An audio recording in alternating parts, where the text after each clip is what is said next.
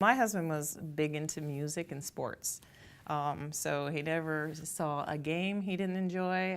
He never wanted to miss a concert that was going on, regardless of whether it was locally here in Arizona or. So we traveled. We got a van. And so I traveled on plane for a while. I never traveled on plane with his electric wheelchair, but we did travel when he was still in a manual wheelchair.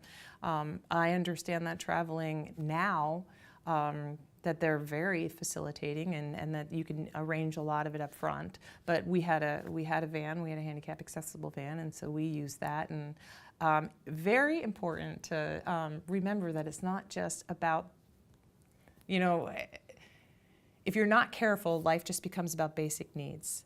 Basic needs meaning eating and toileting and all those things. That's not what it's about. It's about trying to find quality in your days and finding ways to do things that you always love to do. You just may have to do them differently. Traveling may be a little bit more difficult, so maybe you don't do it as much, but you pick the things that you really want to do and you find a way to do it.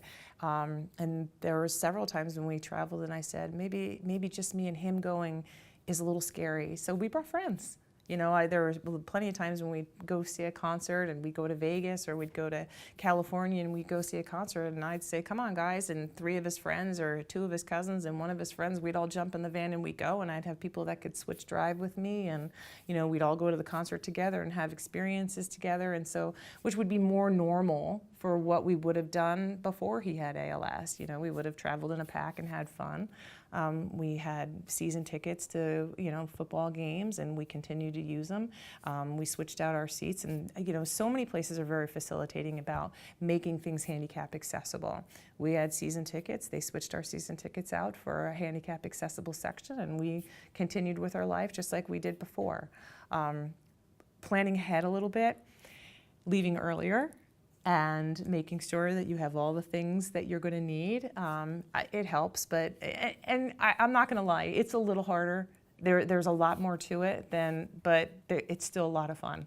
It's still a lot of fun, and it means the world. It means the world to the caregiver, and it means the world to the patient to be able to have that continuity in life of experiencing things that they love to do and that you love to do with them. So yeah, it can all be done. It just has to be done different. Everything has to be modified, and that's okay.